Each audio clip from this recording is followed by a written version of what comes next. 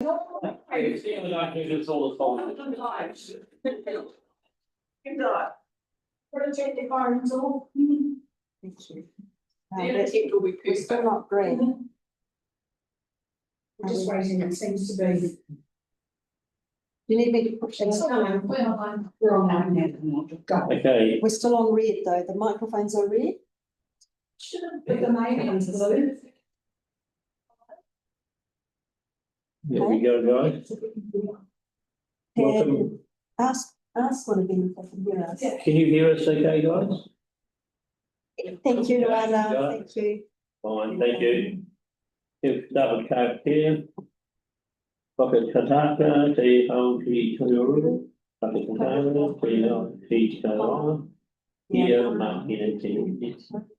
Ia uta, ia māta, ia tai, ia naki, ia naki.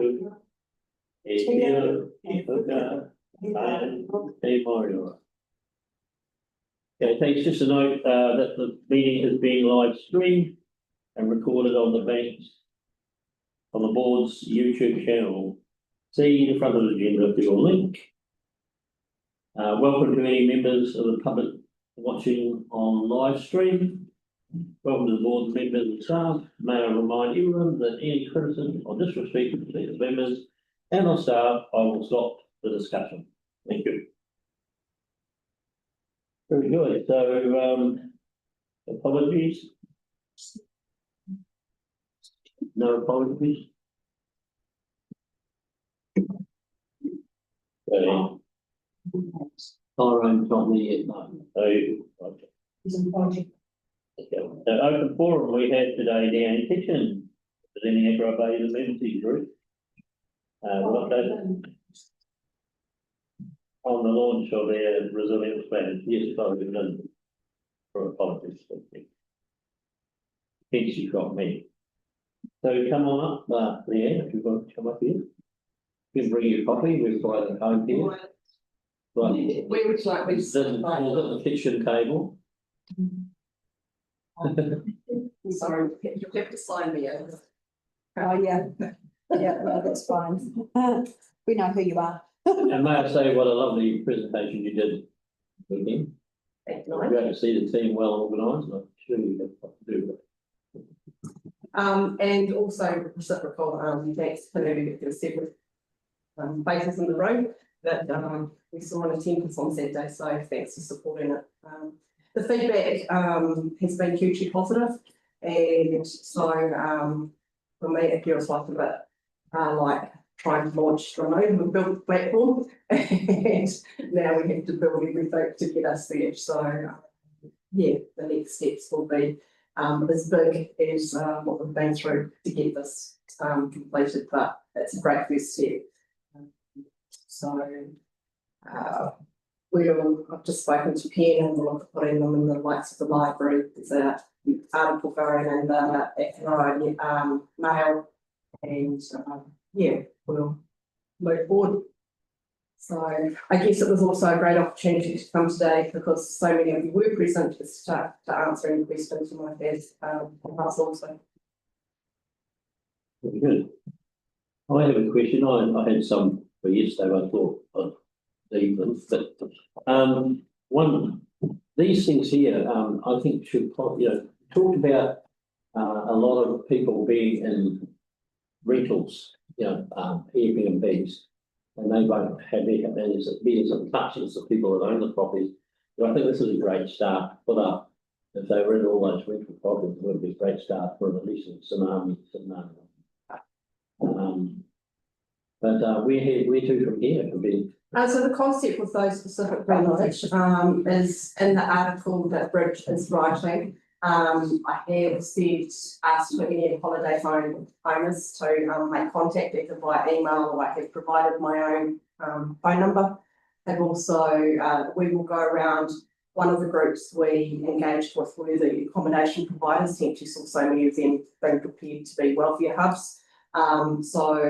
Felicity from the Criterion is the head of that group, so I'll be working with Fliss to actually get them out into hotels rooms and things. Waterfront Motel's already got 24, so hopefully they're going up today, which is awesome. We'll also make contact with the likes of the Aperol Holiday Homes. Just talking to Jackie, the real estate agent from Pātaka, and she's happy to take them around when she's doing homes and stuff. So there'll be a lot of focus just to keep that momentum going. I've offered to go and talk to other community groups and things, so that we just continue to get that thought process and thinking wider and wider. So we have got some of these done also in synthetic form, so that we actually can put them out on, outside posters and things like that. So hopefully over the next couple of weeks, you'll start to see them going up in a lot of business and shop windows. Share accommodation providers will roll on that as well. So, but it is a living process as well, because as we know, holiday homes get sold and new accommodation in places pop up. So, That's great. We have on, just what we also talked about putting some on areas where tourists, backpackers, they gather quite a few places. So some stage a bigger version of this will go around some places as well. Like down with the free camping area is a critical component. Yes. So, Recreation ground. Be nice. So, Especially for a tsunami, a board up there. But that was one of the areas we certainly identified as needing it. So That's great. wonderful. Well, So thank you very much. Yeah. that's good. We look forward to hearing what fun we might include. Fingers crossed. That's coming along. Keep us up to date with it all. Have we got a date when the funding with the submissions? Council signs off on the annual plan. It's always near the end of the month. Is it the 30th or actually do you meeting? 20th. Yeah. Right. Thank you. Thank you very much. It's not. So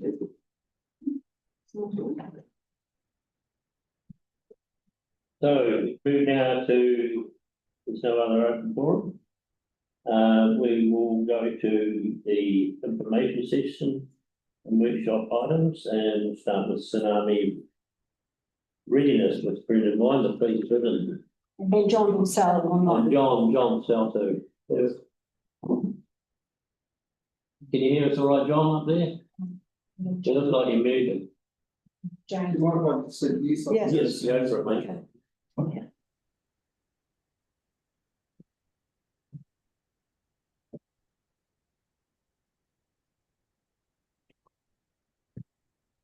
Good morning, Banks Peninsula Community Board. Thank you.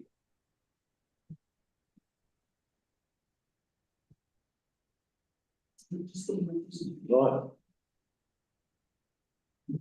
Thanks.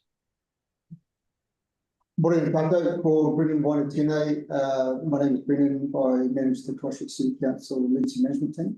Thank you for the opportunity to speak about this morning.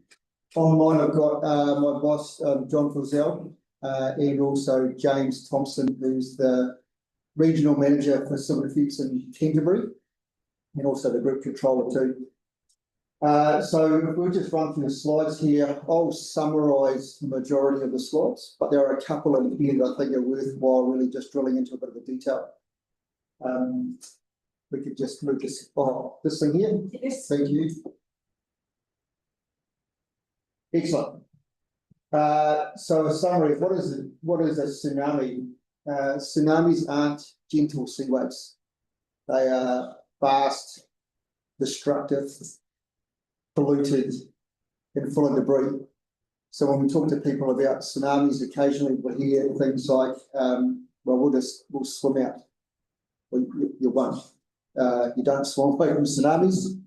When a tsunami's in the ocean, they travel at the speed of a jet plane, 900 kilometres an hour. They slow down when they hit the shore, but that's when they stack up in height. So they are fast-moving, destructive waves, and often there's several. So in the really significant tsunamis around the world, more often than not, There'll be a number of waves. Often the first wave won't be the most destructive.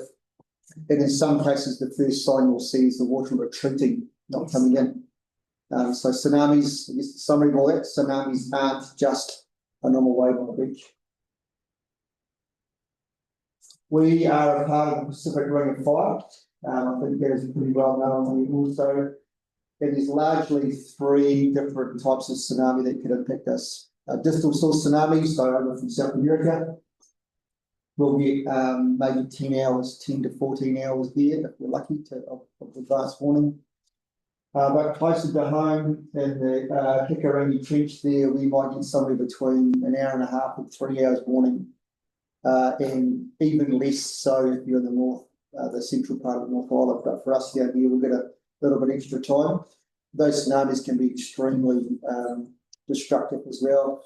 And the final tsunami risk that we have is a local source, so that would be Pegasus Bay. The science tells us that's less likely, but there's almost no warning for that.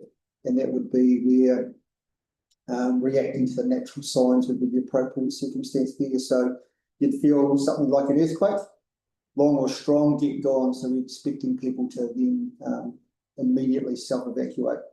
It is unlikely, in fact, it's almost certain there won't be any official time for official warnings to be given. So to help people to understand the risk and make their own decisions.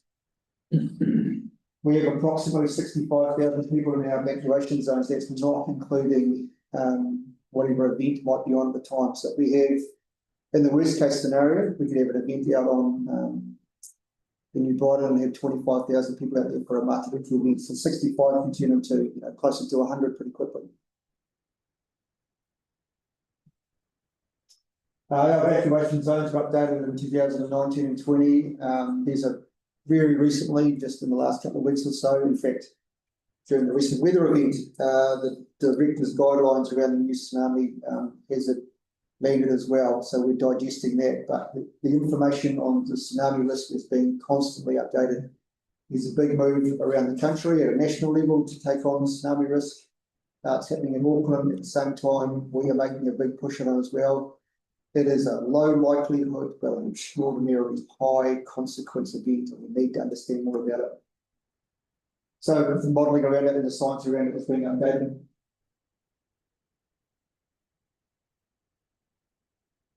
Tsunamis don't just hit one district at a time.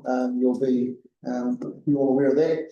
So there's a regional push too to make sure we change our information, our science, our public education, and the way we operate with the community, rather than us doing it here in Selwood and Selwood doing it for Timaru. That doesn't make any sense. So while in Christchurch City we're making a push to understand the hazard, we're also collectively across the region making a push to all understand it together as well. So our communities together understand the risk, but importantly, the communities that live near boundaries also understand it. So we have consistent messaging between us and Selwood and us and Waimak and Rākaihautū. We want to make sure that it's easy for our community to understand, and we need to simplify the messaging too. That hadn't always been the case in the past. But the change is good. So historically, up until recently, there'd been 3 zones. There'd been a red zone, Bizarrely, which had the least risk because that was the maritime risk, still risk there, but the least risk to people, still some people involved in the maritime environment. In the orange zone, as you mean further inland, and the greatest risk to the most people was the yellow zone. So in reverse order of how you'd normally think about the yellows associated with risk, I don't know, I don't understand why that was done. But of course, in Christchurch, we've got a couple of other red zones anyway. So our start point for communicating to people was the least risk was in the area with the red colouring, and it wasn't the red zone we've been talking about for the last 15 years, it's another red zone.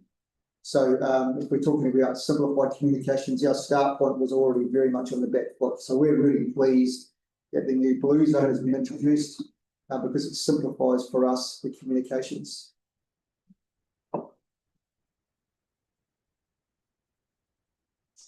We have quite well advanced tsunami plans within Christchurch. We've put considerable effort into this over the last couple of years. 2.5, 3 years ago, there was a real push around understanding the evacuation plan It is primarily a document that we've worked on with the police as one of the key agents for enabling that evacuation. That work has been well progressed. I'd like to say it's complete, but I don't think it'll ever be complete. Then talked about a live document. I think we're in very much the same space. These plans will constantly need to be iterated as personnel numbers change and resourcing changes, and risk understanding changes. So we have a plan there now that we can work with. It's much more advanced than it was a few years ago, but it is not yet, and never will be probably 100% complete.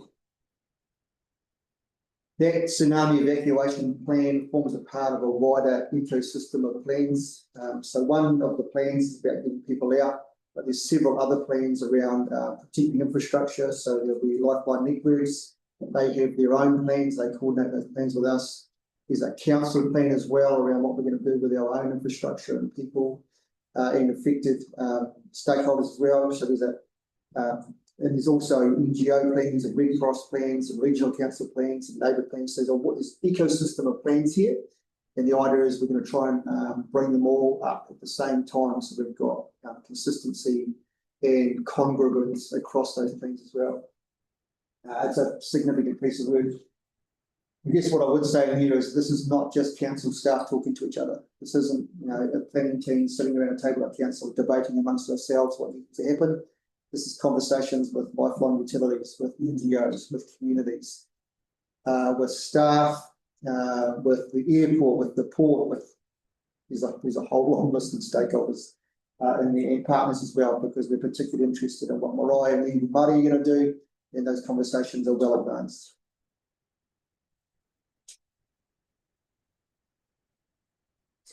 Not only do we talk to do we do the planning piece, but the plan needs to be understood in the community and delivered as well. So this isn't a one and done. We don't write the plan, hold it up to show the world, and put it on a shelf. It constantly gets reiterated in the community around what does it mean? What is my role? What do the kids do when they're at school? What does a family do when they're at home? How do we plan for, respond to all these different activities? So here's an example of a expo that staff attended there. So Rachel, who's just recently got back from the UK, where she picked up her PhD in tsunami warning systems, as a staff member of ours, and she talks to the community constantly about the threat of tsunami and also not scaremongering, but also what they can do to prepare for it as well. We have a very heavy concentration too around making sure that the eastern suburbs, which have an obvious coastal tsunami risk, they are specifically getting extra attention there so they can understand that risk as well. I'm talking here about workload, and we expect it will increase as people's understanding of the hazard increases and improves. We're expecting more questions and communications and back and forth. And that's an entirely appropriate byproduct of what we're doing here, and we anticipate that extra workload. And we're also really conscious of the vulnerable communities here too. So this is targeting potentially the wrong description, but you'll understand what I mean. We need to know who the vulnerable communities are so we can help them first and later. So that'll be the elderly that are in aged care, or mums and bubs, or people with disabilities, or people with English as a second language, migrant workers, all of the people who typically are sort of disadvantaged by the structures we have in New Zealand. We need to be really need to understand who they are and figure out the right ways that we can get the messages to them and work with them so they understand that there's a lot of work goes into that. Not to say that we don't spread the message more broadly as well, so the whole community gets it, but the vulnerable communities get more of it and they get it first.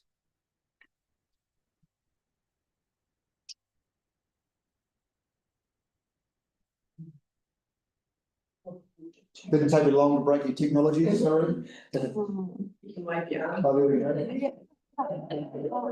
Yeah, that's right.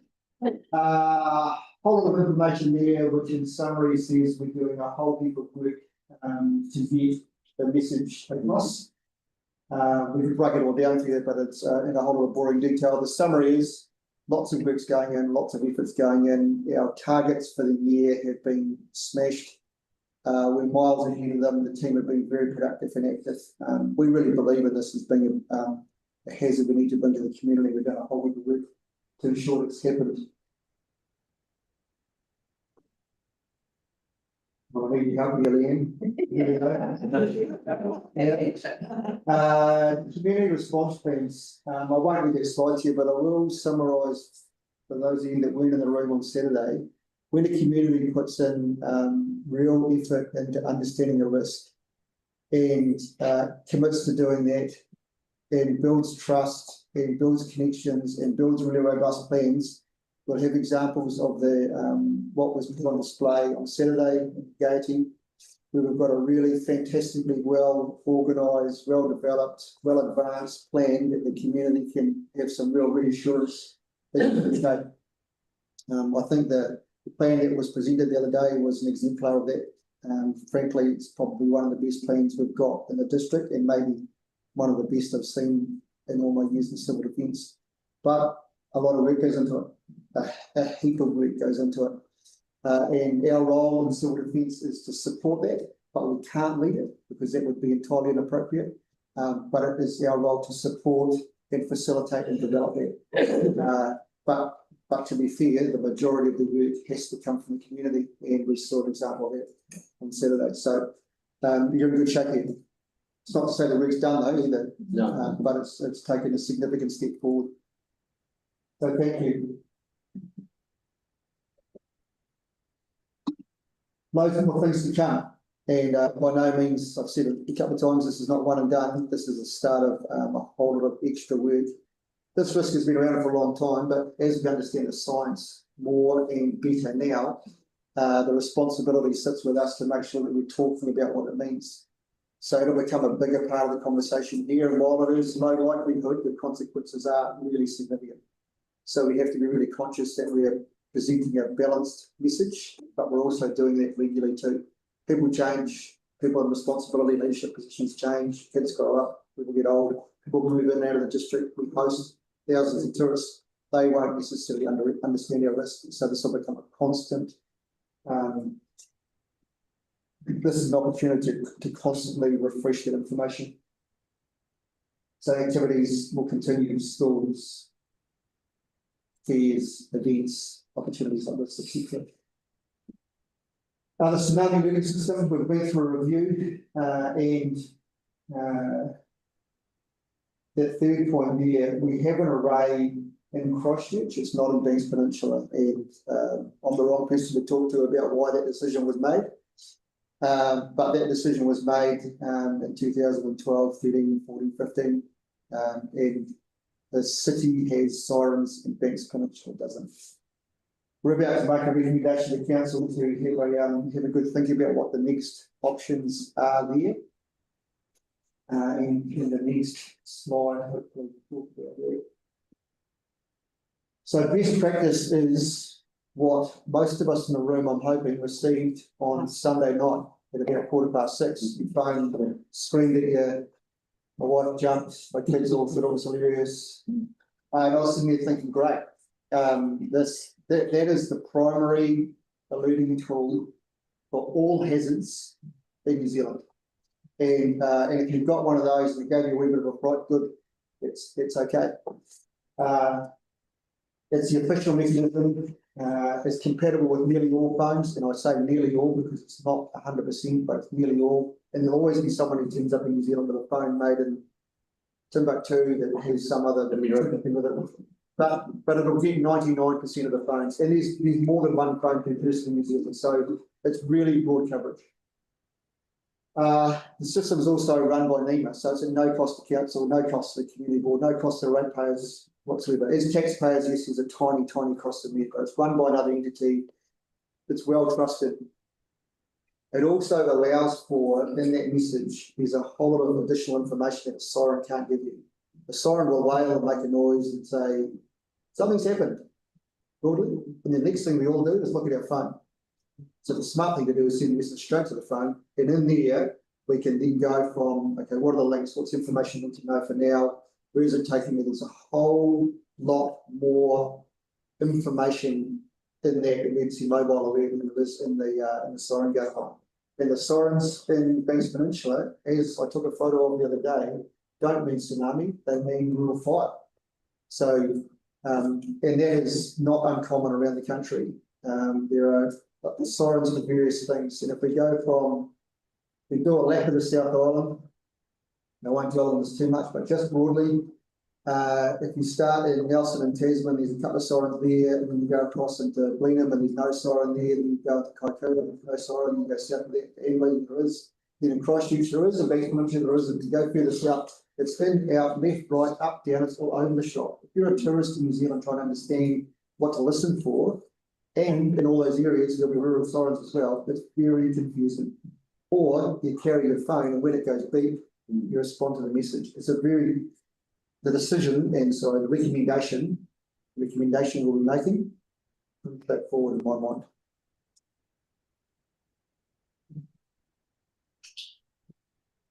The current setup we have is the other day failed, as most people will be aware. We test the siren system twice a year on the change of daylight saving. This year we tested the way that the system was set up. Again, for my time, was the operator in Auckland hits a button.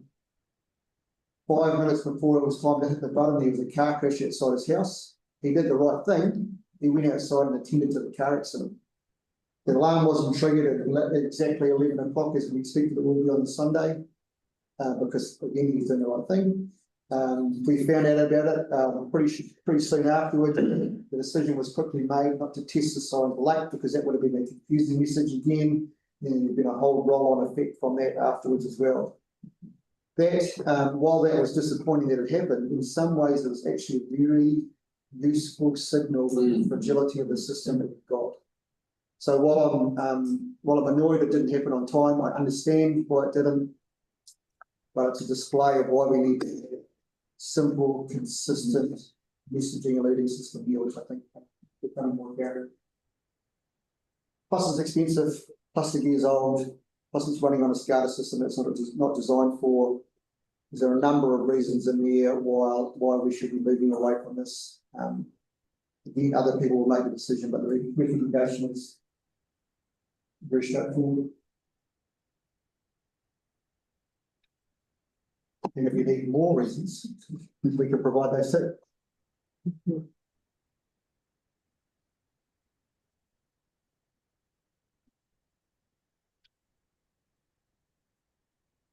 So what we're saying here, our preferred option is to leave the emergency mobile alert as the primary alert tool. And it's backed up by radio broadcasting, emergency services, social and traditional media, and to a much lesser extent in highly defined places in a very small number. There may be opportunities for some modern sirens to be installed where there will be high recreation use and low cell phone coverage. So we're talking very few spots in Christchurch, but in Beast Peninsula. But just to be clear, there may be Bottle Lake might be one, for example. People have asked for things like, well, you know, what about at the beach? Well, at the beach, the majority of the beaches we've got in Christchurch, where there's lots of people swimming, have surf life-saving guys and girls, and they have their phones on them, and they're connected to the national warning system. They have flags, they have loud hailers, and they'll say, you know, if a shark swims past, they'll clear the beach. If there's a tsunami, they'll clear the beach. So even on patrolled beaches, there won't be a need for sirens there either. So we're thinking about what the very few use cases might be for a siren, but they may be something. There'll be significant community consultation information around.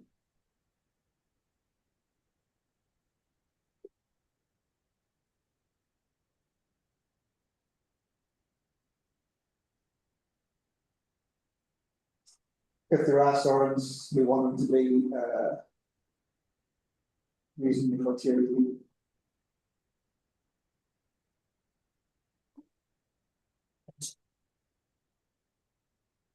So again, we just want to really reiterate the rationale behind that. Should we put in other sirens, they'll be multifunctional, so they'll provide other 24/7 resources as well. So wind speed and direction particulate matter, cameras, there's a whole lot of attentious sensors around the Port Hills we use for river fire. So if we are going to put sirens in, it just won't be a bullhorn on a pole saying, it out. There'll be a 24/7 functionality as well. So the cost of putting it in there, the return on investment will be far easier to understand as opposed to a single hazard warning up a pole and 45 of them across the city, not necessarily places where we need it. So we thought about other options, decommissioning the whole lot, and that's an option. But there may well then be pockets of places where they are needed. Replace the current sirens or expand the current array, and all of them come at cost. So we have to buy the land, lease the land, buy the poles, buy the hardware, buy the software, install it, maintain it, insure it, etc. And the current setup that we have in Auckland, we can't use that clearly. Would need to be brought back to Christchurch too, and people would need to be trained in the use of it, etc. So there's a whole lot of other costs too. And while cost is not the number one measure by any means, it will be a factor. And I think the case for going to EMAs and going away from sirens, the cost benefits of that as well, again, while not the most significant factor, I think are worthwhile understanding. With all that comes comms and engagement. We're obviously not going to make these changes without telling people about it, and we'll make sure that the system that goes in will go in before the old system goes out. It's, buy the new car before you replace the old car, so you don't leave yourself stranded.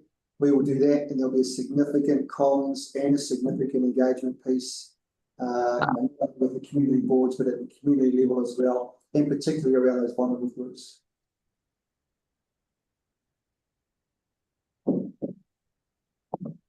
So there's a decision to be made, and this is the part of that. So we're talking to the community boards. We've got one more to go later this week. We'll go to council for a decision. Tsunami evacuation planning continues. Any response planning, of course. Greater community resilience activities and public information. We'll implement the decision, whatever it might be. But we're also, regardless of that decision, we're still going to need things like signage and response planning. So there's costs associated with this in order to mitigate this. Questions, remembering too that John Fulzel's online and he can answer any of the tricky questions. Thanks, Brandon. And also James Thompson too, from the Canterbury group, who's here to talk in support of our recommendation. If you've got questions for them, both of them very well across this issue and risk, and happy to answer questions as well. I would like to start with a question, I guess, still a little bit the same for I asked Leanne. Where to from here?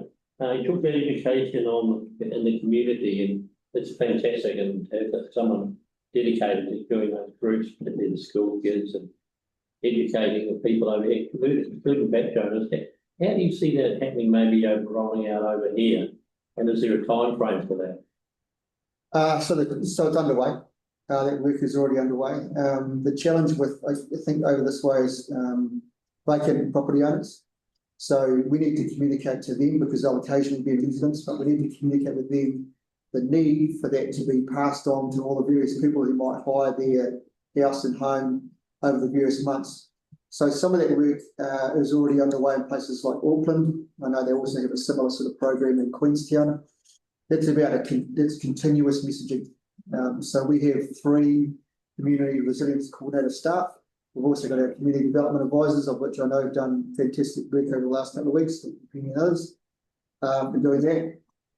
So this, I said earlier, this is not one and done. It's a continuous program. There'll be city council people and people with tsunami as their majority focus in Nakaroa and in the bays, constantly talking to all the right people with all the right messaging, and it doesn't stop. It goes through the winter season when we get new people here.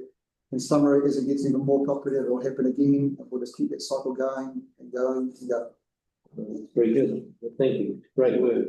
You got another question? Yes, yeah, thank you. Thank you, Brendan. Very good presentation. Basically, it brings the whole country so that everyone knows what is happening. So really fantastic, and the work Ben and I did here we concluded the same. The biggest challenge was that everyone gets different messages. And the EMA, I got alert and it was really good. My question is two things. Tourists, when they come in, how that message will be delivered to them. And then secondly, emergency management bill, the consultation closed last week. How that would affect what you are proposing now? So yeah, two good questions, thank you. As tourists into New Zealand, that's a known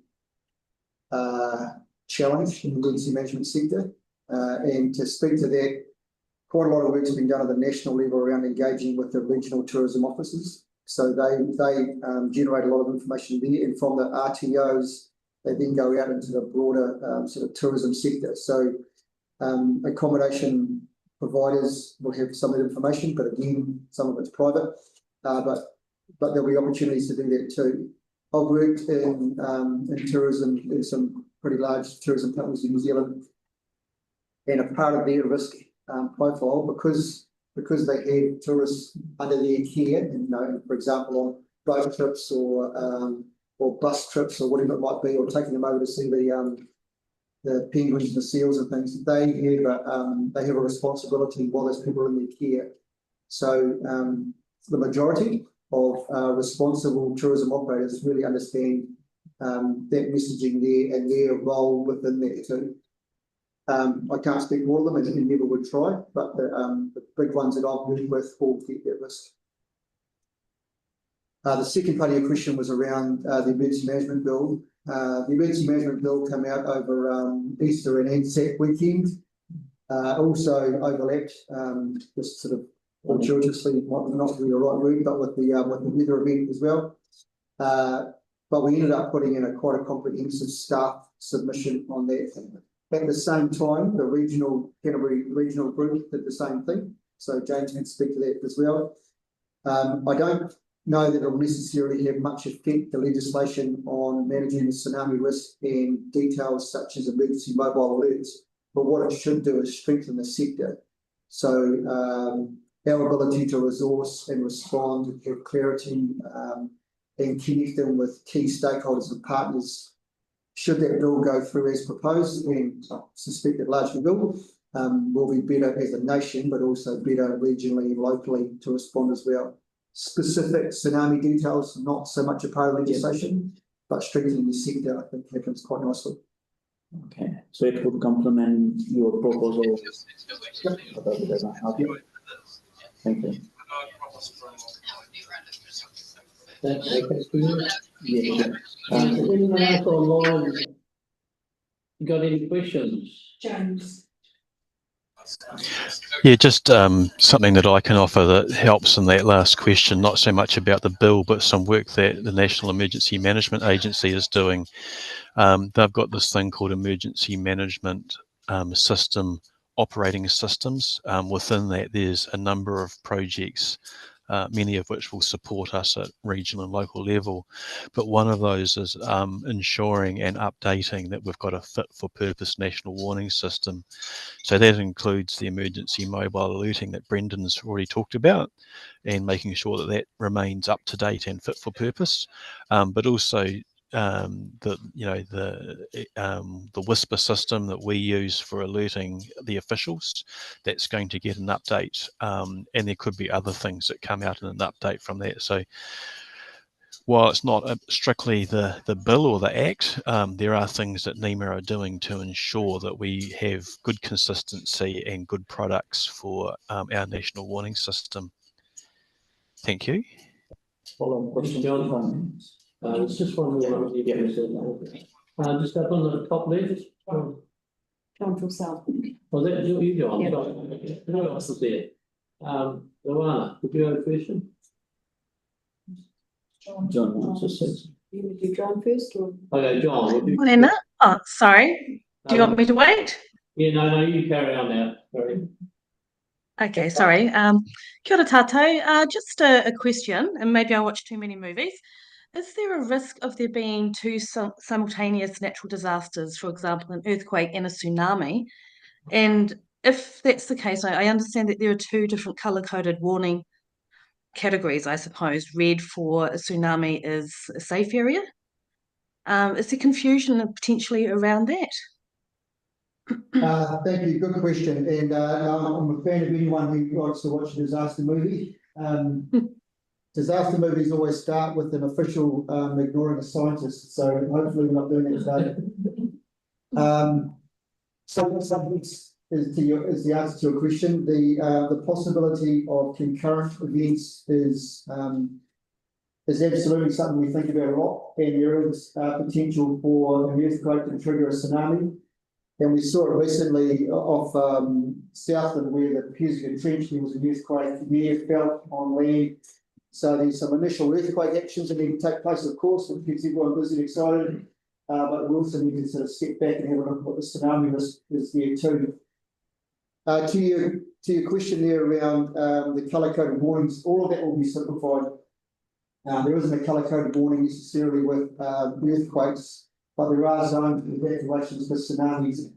But when we take the big picture view here around how we're going to manage these concurrent events, simplifying the messaging and simplifying the response mechanisms, and having robust plans, and having plans in place that operate when the communications fail, all of those sort of things are more advanced now than they've ever been.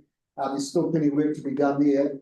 But we know with climate change and the way that the population of the world is expanding, and the way we're treating the land, etc., there will be consecutive and concurrent and compounding and complex events, and all that's a part of how we build our response plan now.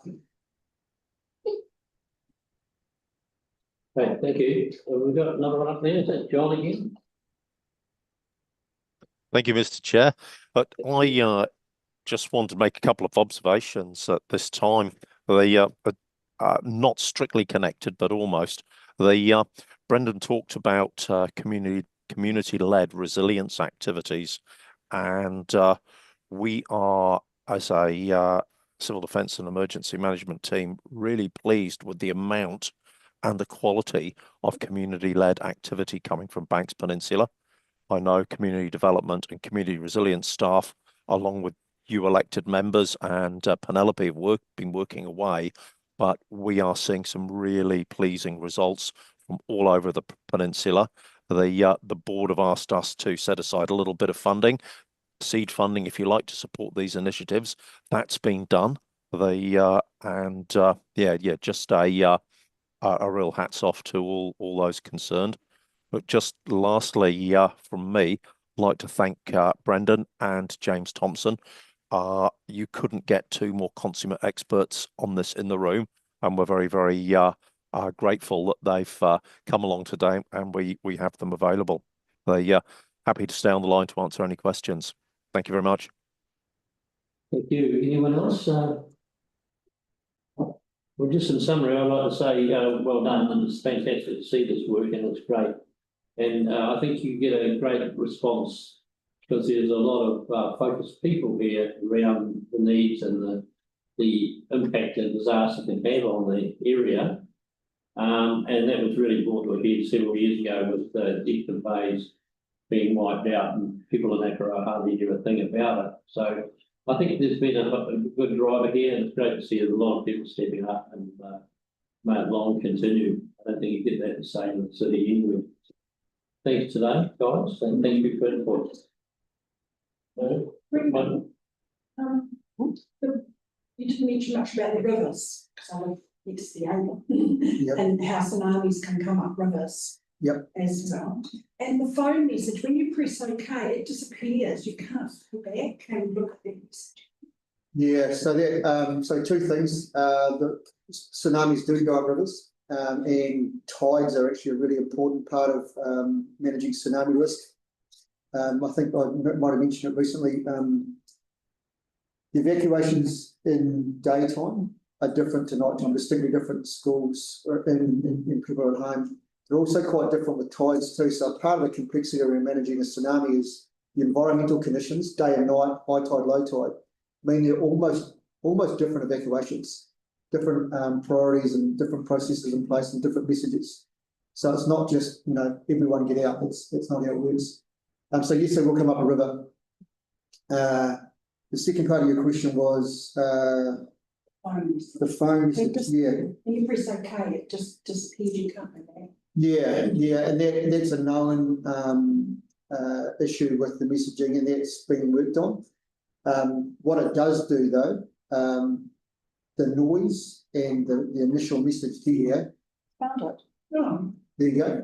Yes. Yeah, there are parts, some phones that can be retrieved on. Yeah, I googled it, Yeah. it's under settings on your phone, you can Yeah. set where you set about the alerts. Yeah, You can so go- there are methods of retrieving it, but if you've got it, yeah, so keeping the message on there permanently, well, not permanently, but keeping it on there for as long as you want.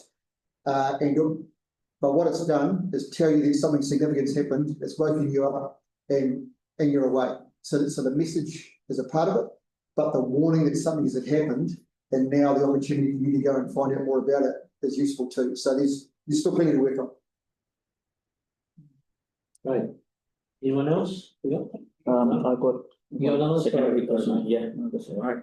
About Emergency Management Act, that the smallest area that the council can declare emergency is the ward. Is there going to be any change in that? What we experienced recently on the peninsula, that the whole peninsula doesn't need it to be under emergency, but a small area. Help me out with this a wee bit, James, but I don't think so. I don't know that has been addressed. It's one of the peculiarities, I think, of local government, that the Banks Peninsula ward is enormous. And yet there'll be much smaller wards in Christchurch City. I think it's more to do with population and geography. So I'm not sure that it's going to change. That's an unfortunate byproduct of the recent event. And I get the concern with it, but I don't know that it was addressed in the EM bill submission, James. Sorry, Brandon, I missed the question. Was it about the area of a state of emergency? Is that correct? Yeah, the lowest, smallest area we can declare as a ward. So the lowest is a ward, and as I understand it, it hasn't been raised in the new bill to make it any smaller. So wards at this stage will be the minimum size we can go to. Yeah, because that would be really handy if it was subdivision. Yes. Yeah, totally. Yeah. There'll be another opportunity for the public to submit on the bill. Later. I did make a submission on that. But I don't know whether it could be taken down. I would make it something. The So- board couldn't submit this time, it was a staff submission. But there will be another opportunity. Okay. Yeah. Comes out. Yeah, thank you. We'll note that. Okay, Thank you very very much. much. All right, we're done. Thank you. Okay, great. Thanks for coming, Pātaka. Okay, moving on, we will now go talk to Dr. Mike Beckett, who's going to talk to us about his on a large project, Sent through science as a PDF, someone could pull those up and close them on the screen. Okay.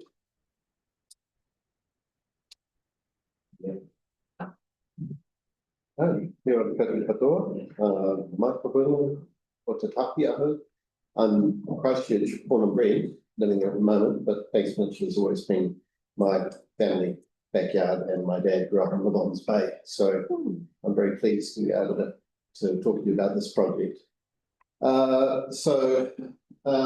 Currently I'm on the second go of the contract. It's the Banks Peninsula Wikipedian at large. That's a grant-funded position, half-time grant-funded for a full year. That funding is coming from Wikimedia Aotearoa New Zealand, which is a non-profit charitable trust, user group essentially. And their funding in turn comes from the Wikimedia Foundation of the States, which is the non-profit that hosts the Wikipedia servers. And they are funded from donations. If you've ever been on Wikipedia and seen a banner pop up saying, please donate, that's their budget. And so they fund chapters countries all around the world, and those chapters in turn put out grants to help encourage people, volunteers, to participate in Wikipedia, and occasionally pay for professional Wikipedians like me to run around and organise projects like this. So that's the background of this project. I want to try the next. Just as a quick background, so Wiki is a Hawaiian word. If you take the airport transfer bus in Honolulu Airport, it's the Wiki bus. And the programmer saw this when he was on his honeymoon and developed the software that allows you to quickly edit a web page without having to log in, so they called it a wiki. And those wikis became very popular. In 1999, some folks, bright sparks, were trying to start an online encyclopedia to challenge the CD-ROM ones and the printed ones. And they called it Newpedia, and they invited experts to contribute articles, and it was a disaster because experts are usually very busy doing other things. And so in desperation, they threw it open to anyone who wanted to write a draft article using this wiki software, and they called it the Wikipedia. And it wasn't intended to be a serious encyclopedia. It was just a way of helping revitalize the project, but it took off. And so they had thousands of articles created in the first year. And at that point, it was seen as a bit of a joke, because how could you possibly have an encyclopedia written by any muggins on the street? And yet, and surprisingly, it turns out that if you throw enough people at the problem, you get articles that are about as good as one expert's written article, but a lot faster, which was a bit of a surprise to all concerned. And so fast forward near 25 years, we now have this incredible online resource. We want to scroll up, which is seventh or now I think eighth most popular website in the world, and notably it's a non-profit, unlike all the others. Doesn't have ever advertising, it doesn't collect any personal information, so it's a totally charitable enterprise, and it's completely dependent on volunteer work. So currently 6.8 million, nearly 7 million articles in English, but it exists in nearly 300 languages. And those are all written independently by speakers of those languages too. So English is just the largest one. It's got about, I would say, about 125,000 active volunteers, or people, this is their hobby, but they do this in their spare time rather than watch Netflix. And we've got, in New Zealand, we think there's about 200, 300 in that category. It's been fairly quiet in New Zealand until the last few years, when we've actually started to get organised and do things like remote host regional meetups. And we had the Wiki conference, annual WikiCon New Zealand, was just a week ago here in Christchurch, and I was one of the organisers. And it's still quite small, but we've now got an active community that are working together to do projects and collectively do stuff. The encyclopedia is remarkably accurate. Surprisingly, if you're an expert and you're looking at an article in your area of expertise, most people are pleasantly surprised to find how thorough it is. And that, how can that be when any fool can come and type anything they want into the encyclopedia, which they can, but there's a very robust sort of immune system built into it. The sort of vandalism that kids would do, like putting rude words into it, is corrected within about 15 seconds by software bots automatically. Other vandalism where people put in stuff that's dubious or not referenced gets corrected by a human being, usually within about 15 minutes or so. The most popular articles have the biggest number of volunteer monitors and watchers, so they are the most resilient to the sort of vandalism. So it all seems to actually work. Is what we always say. Is that it's a thing that doesn't work in theory; it only works in practice. And we still have problems with it. I mean, because it was started in America, it's very biased towards where all the volunteers are living, so mostly Northern Hemisphere, very white, very male, lots of these Western biases that we see in lots of things on the internet. And that's reflected in the content of the encyclopedia. So it's really good on things like the Game of Thrones characters, for example, but until recently, even Dame Fina Cooper did not have a nice long article on it. So one of the goals of the Wikimedia Society in New Zealand is to try and build local volunteer groups to try and address that balance a bit and actively support understudied areas like women in the arts or Māori or Pacifico in New Zealand to try and address the biases that are built into it. But space.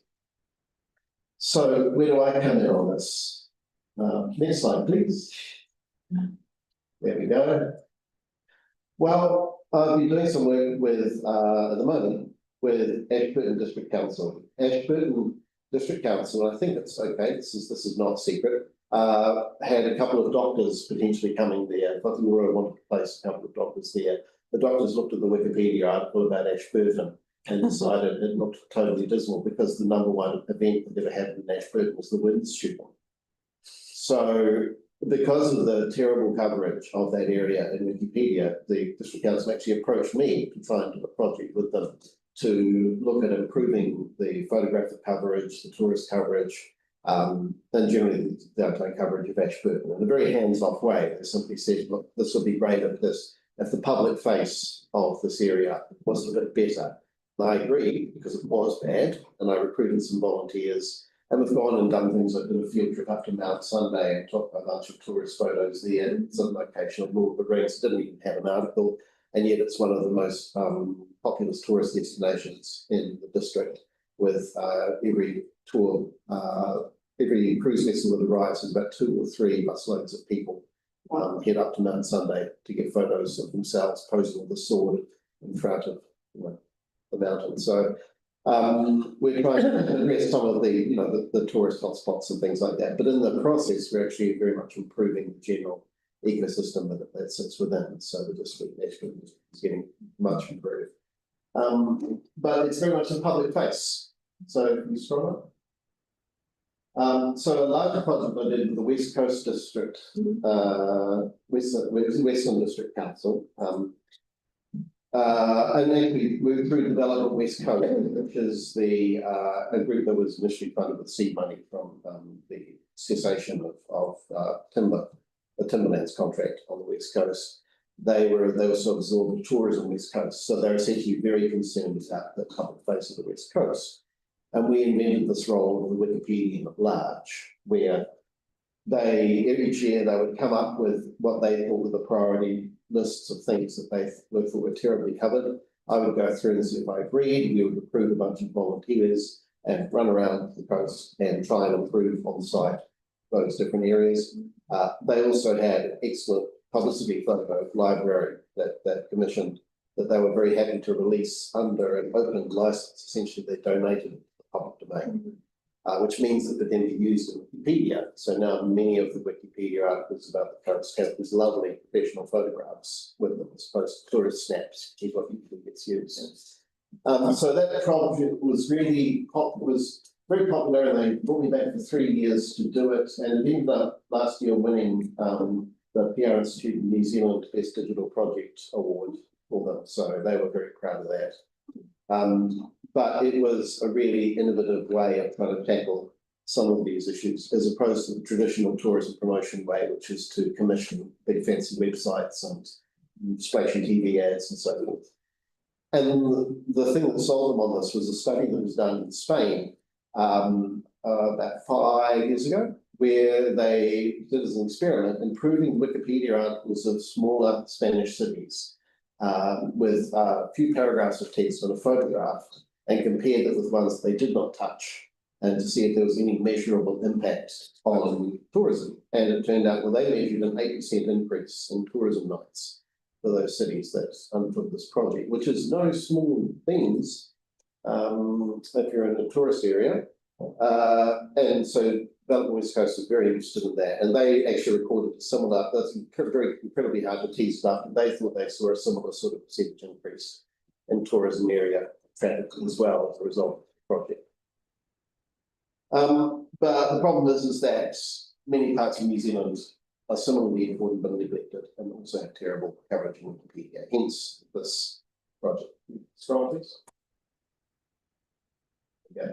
So the sort of thing we did was improve and create a whole bunch of Wikipedia articles, upload lots of photos that we took ourselves that came out of collections from heritage institutions like museums, often sitting on very large archives of historic photos that are not actually that available to the public, or that were professionally taken and we were able to release from the West Coast, or that were taken by keen amateur photographers who did not realise that the photo collection could be actually general public use, and were usually thrilled to donate those photos to the public domain and have them be seen by thousands and thousands of people.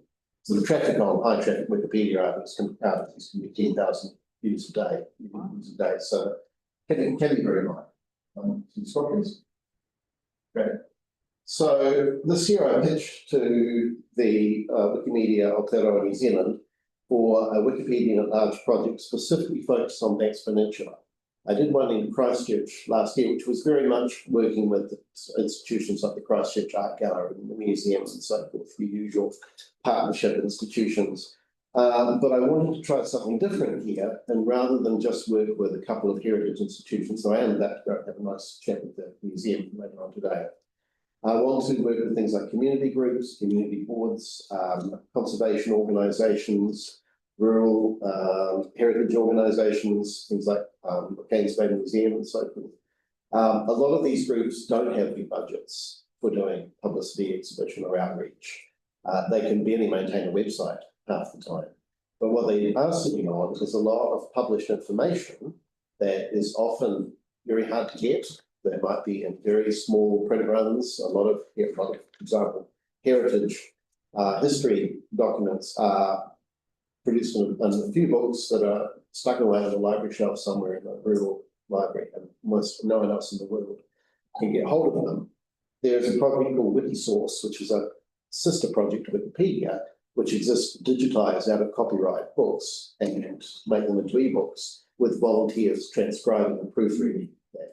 So we're doing that with one of the stories, Tales of Banks Peninsula, one of 1993 volume at the moment, which is being transcribed and proofread by volunteers from a scanned copy. We have a stack of other local Banks Peninsula history that we're going to be doing. That's a project for next month. So the idea of making this public domain work available to anyone was what type of project I did on the West Coast with the Western District Library, was to take local history books that were locked away in a cabinet, scan them, transcribe, proofread them, convert them into ebooks, and the library was then able to issue those ebooks with all of its other ebooks, which vastly increased the accessibility and reuse of those compared with when they were sitting on a shelf. So the goal is always about information accessibility.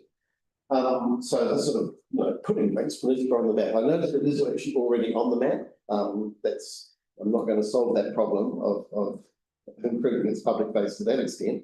But what we find is that there are large chunks of the peninsula that don't exist at all in Wikipedia, not even with a short article like Pigeon Bay, for example. There is no Wikipedia without Pigeon Bay. It's incredible.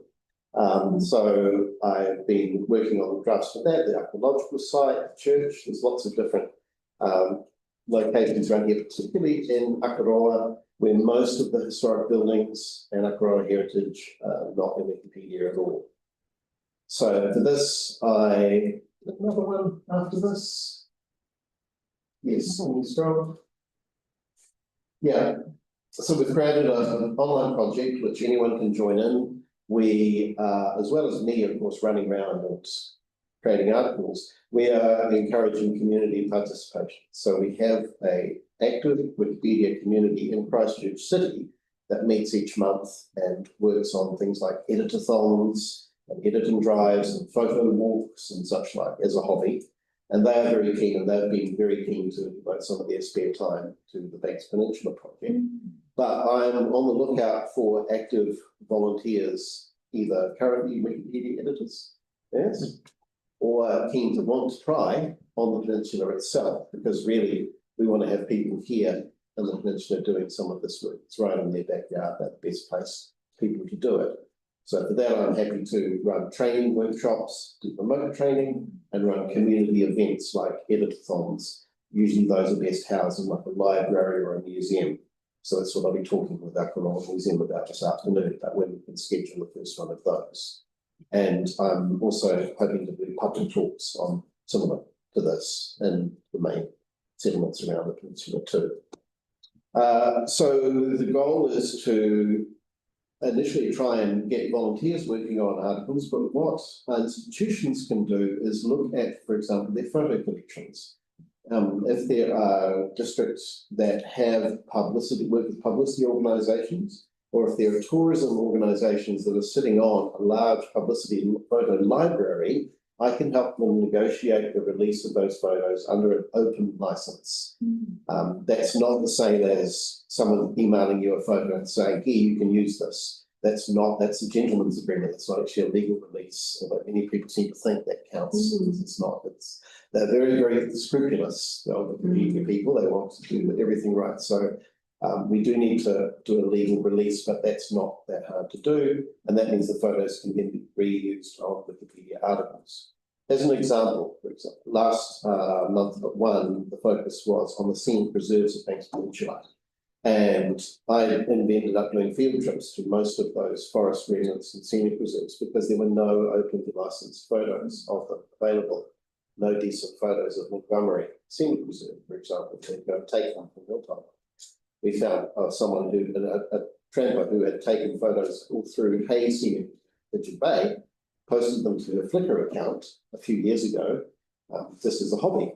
And I convinced her to change the license on those photos. So now they can be used, they could be used as the official photos of Hayes Scenic Reserve. But it's very surprising that many organisations that wish to push tourism side of the peninsula that are very keen to promote people coming here haven't thought to make good quality photos freely usable by anyone for any purpose that is used, making them open licensed. And so I'm very happy to talk to organisations who want to give that a try. And the second thing is I would like to do is talk to community development people about hooking me up with community groups that I might not even know about that are working on local history or conservation that have a mine of publications or photos or experience that I can negotiate with to see what we can use their skills and experience to improve Wikipedia. So I'm very keen to take suggestions from the here who I should talk to. Well, can I check in here because I've been very excited. Fantastic. And I know that's probably bubbling away with all the form. Well, a couple of things I'd like to bring up. I think it's been great. Yeah, we've been really screaming out for this for some time, really. I think with the destination management plan that we've put together, it's very much focused on soft tourism and regenerative tourism. And we really would love to see this. You obviously have the expertise to try and bring our stories out in a very positive way. I'm on the co-governance board for the Tākapini Reserve. I don't know if you're familiar with that. Yeah. It was really probably one of the most very important early colonial stories. I'm really passionate. I actually work part-time at the museum. Yeah. We do have a real passion for very early history here. Right. Because everything was taught to us post 1940 growing up. Yes. It's particularly the Maori Wars going right back through the trading.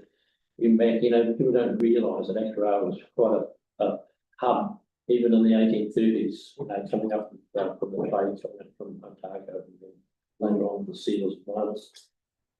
And of course, the musket wars, I'll try to find a few. So, we have these reserve committees, and we have this group, we have this co-governance group. Yeah. I'd like to see if they would welcome you to come along and maybe do a presentation. I would love to. About linking, how we link some of that story. They've done some work already, which I've been involved in. And also the other reserve committees, I could see them being a place. And are you aware of our reserve committees? Yes, I have seen They online. are public driven, and they would, I'm sure, welcome. That sounds right. That's great. And yes, myself as a personal level, I'll be very welcome that. As an independent. Sure. No, very happy to. Yeah, the Māori history of Banks Peninsula has until now not been well covered in Wikipedia, although there are lots more resources now than there used to be. So that's one of our priorities. And I've already been in a nice introduction and welcome on to Rākaihautū, and want to go back and use that settlement as a focus just to show this is what can be done. And I'm sure we'll welcome you very much as well. But Nikki, yeah, I see that. Yeah, that's a story. Yeah. Around that, and with that going on to the Britomart, but that led to the flag being flown and the whole cycle of colonisation and the events. But thank you very much. I'm sure you'll have a lot of. You say you've only got a year. Well, this is more to drum up enthusiasm and get people thinking about stuff. Now, as a leader, I want to ask you a question. Just one question. Yeah, thank you. very good presentation, very timely. I personally use Wikipedia and I did a few articles, and I will forward those details I mentioned to some of the individuals later to you.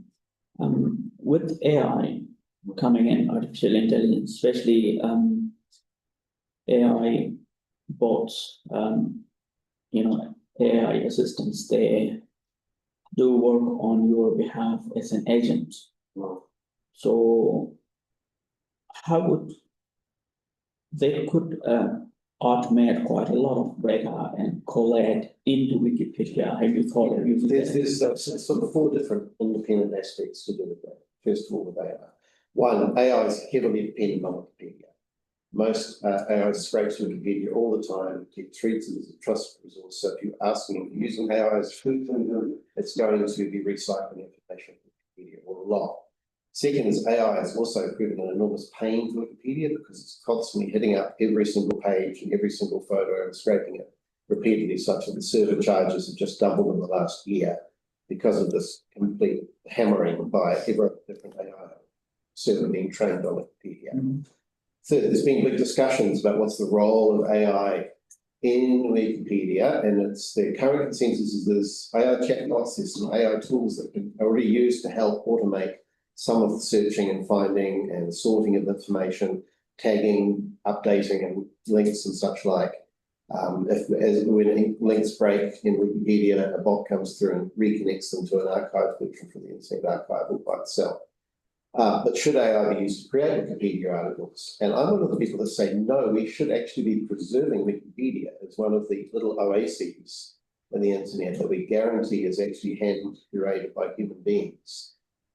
The danger of AI creating Wikipedia articles, with every model that we've tried so far, even the ones that are supposed to be very good without their referencing, have a terrible tendency of simply making up information or making up references completely from whole cloth to articles or books that don't exist because they are too eager to please. And until those problems are solved, until we can guarantee that when AI comes up with a source and with information that it's actually real, then I'm wanting to say we should just be cautious and try and preserve that lovely artisanal, like human creative aspect of Wikipedia, unlike much of the rest of the internet, which is generating fast.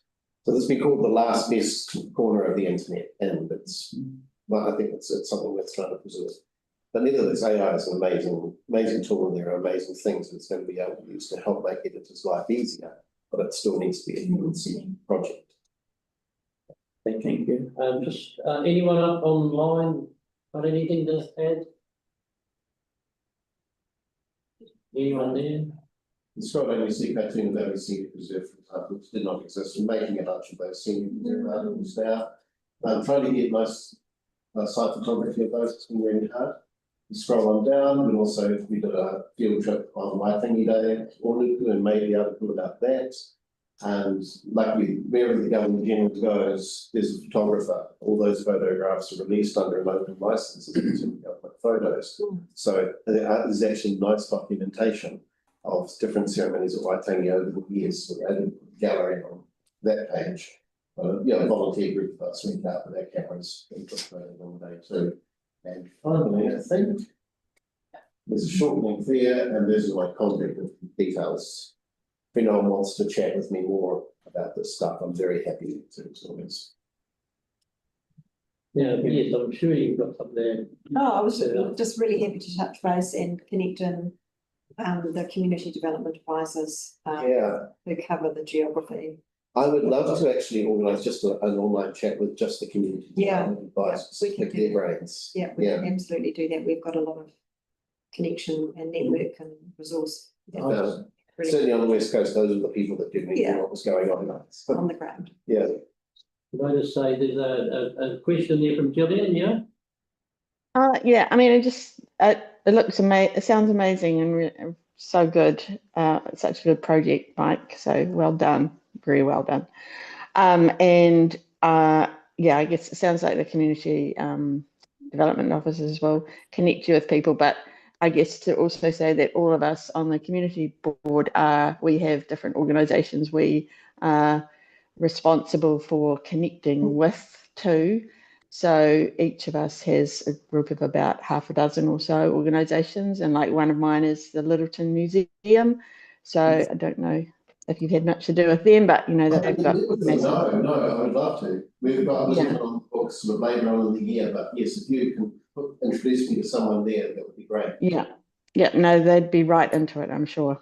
Yeah. Okay, great. Thank you. So Mike, that was Gillian from, Littleton. Thank you. Who else? Okay. All right. All right, so we'll just have a 10-minute break. Thank you. Thank you for your time. Thank you. Thank you.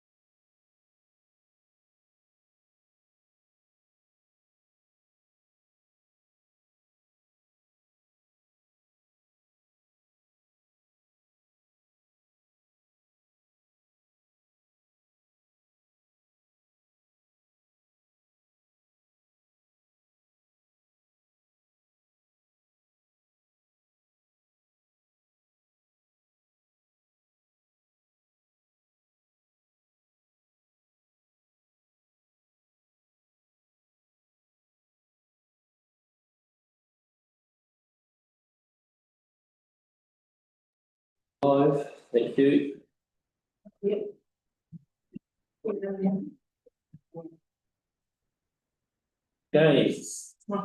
welcome back. Clicking back into live, I believe. Thank you.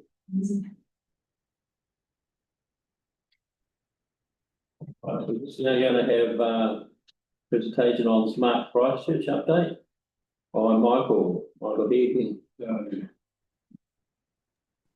Presentation's just coming out. Right. Kia ora. Can you hear me? Yes, we hear you fine, thank you. Wonderful. Kia ora. I hope you're all keeping well. Thank you for the opportunity to come talk to you today. I'm joined today by Ali Hack, who is from the research and monitoring team, who's going to provide some expert support when it comes to showing you the data from the devices we'll be talking about today. Good. Wonderful.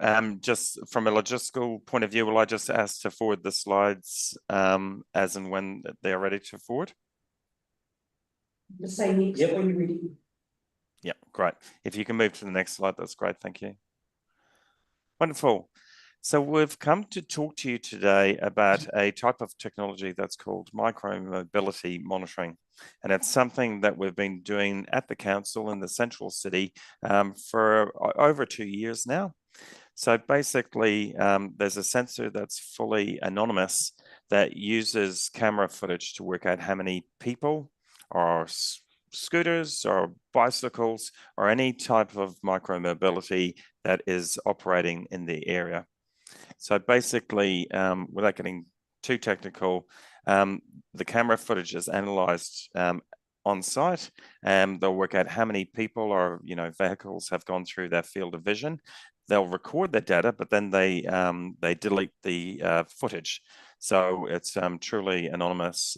We don't store the footage, and it's just zeros and dots. So I suppose that's the first point to make. We've got a new generation of technology. Previously, these had to be hooked into the power supply of the streetlight. But now the next generation is a much more simpler approach, which is solar powered. It can be easily attached to a pole, or conversely, we've got poles that we can maintain if there's an existing pole. If you can move to the next slide, that'd be great. So the first slide we've got there, there's quite a few cameras there, so bear with for now, but we've got a little legend there.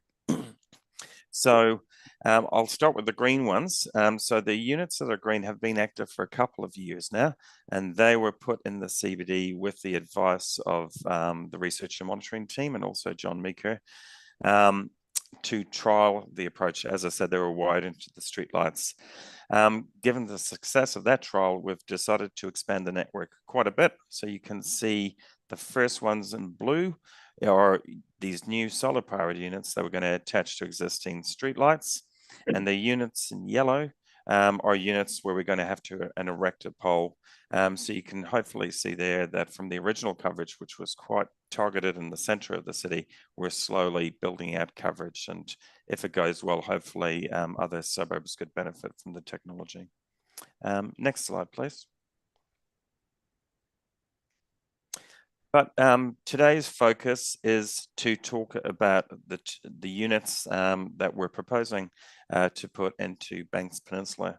So I'll start with Littleton, and we'll have photos of the sites for both towns very shortly. But first of all, in Littleton, we're proposing to use existing street poles there on London Street. And then in Akaroa, you could see 2 units there where we're going to have to get new poles. Again, I'll have photos of those to give you an idea. So these are the proposed locations, and they've been put together with the research and monitoring team.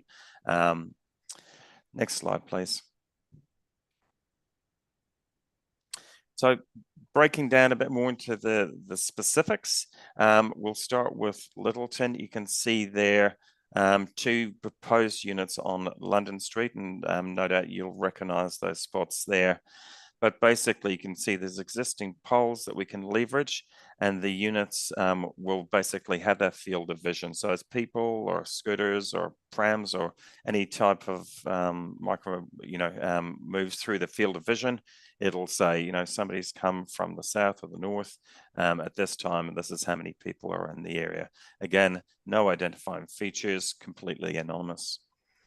So moving to Akaroa, you can see there 2 proposed locations, one at Rūlavo, excuse my pronunciation if I've got that wrong, opposite the old bank. And then the second location there is at 75 Beach Road. And again, for the locals know that they look very familiar sites.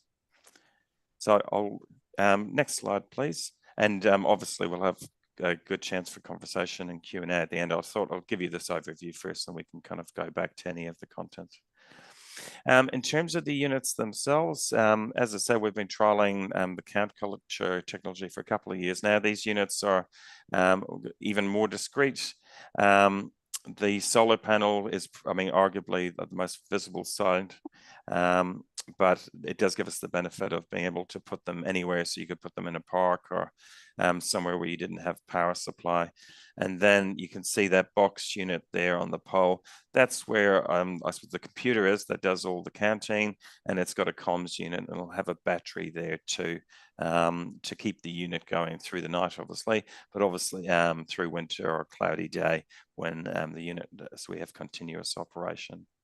Next slide, please.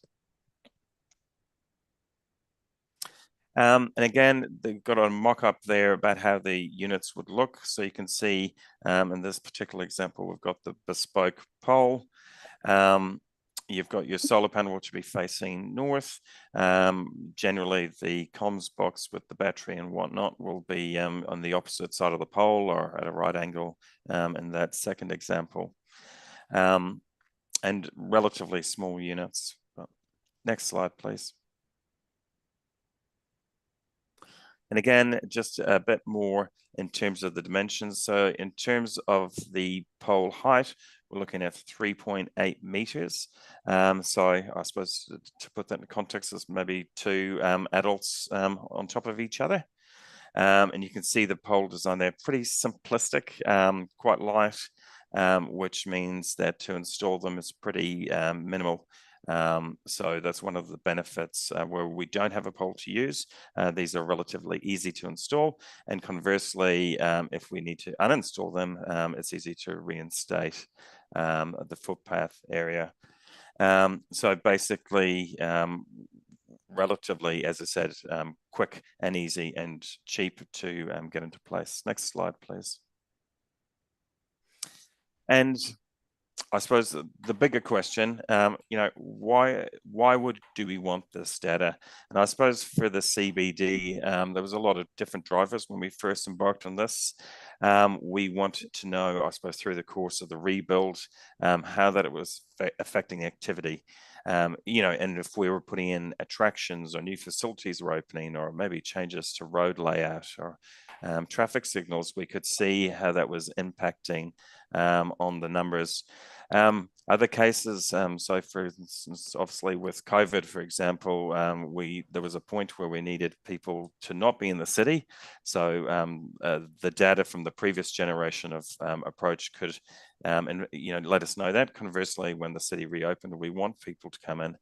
And as I said, big events like Sports in the Park or Matariki or Electric Avenue, really valuable to see the impact of those events on the city. And we share the data with the police, for example, so they can get insight into how they, let's say, can get their resources for big events in the city in the best possible spaces.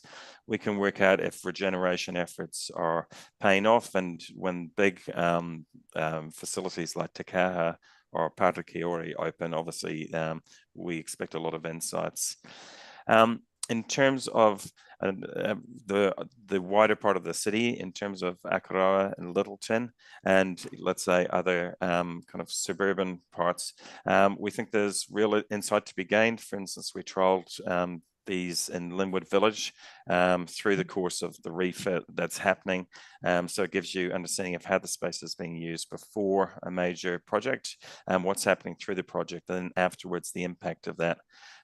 So anywhere where there's investment in infrastructure or the streetscape, we think the insights can be really valuable to help support future investment opportunities, to see how things are, cruise ships, for example, how the people movements result from those sorts of activity, what's happening with tourism and visitors from out of town too. So on that note, and thank you very much for your attention, there's quite a lot we went through. Is there, so Ali has access to this dashboard live, so we can give you a bit of a run through. Is it possible, Liz and Heather, to give Ali just a chance to share his screen, or is that a step too far? Yeah. Yeah, that's fine. Wonderful, thank you. Ali, over to you. Yeah, easy. I've just sent that through that request.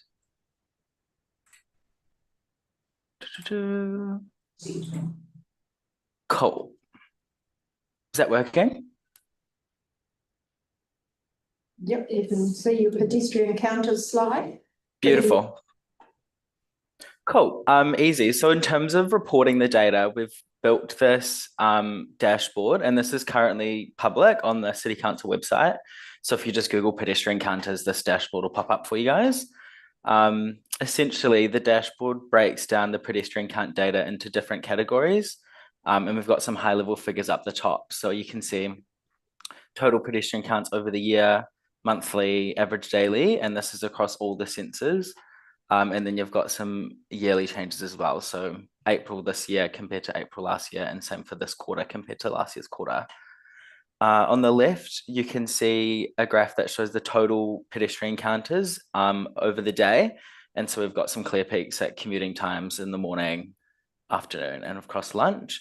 And this can be filtered for different days of the week as well. So if you want to look at weekends, it's one easy tick away. And you can see there's less strong peaks over commuting times because there's obviously no work going on in the central city. And then on the right, we've got a map that visualizes all the current sites that we're counting pedestrians. And these can be used to filter for each site. So if I want to look at the site here, just give it a click. And then all the figures will adjust to that specific site. And then perhaps the most helpful is the date filter up the top. So this can be used to filter to find pedestrian counters between specific dates. So if you have a key event or a cruise ship coming in on a Saturday, you can see the direct impact that'll make for those specific dates.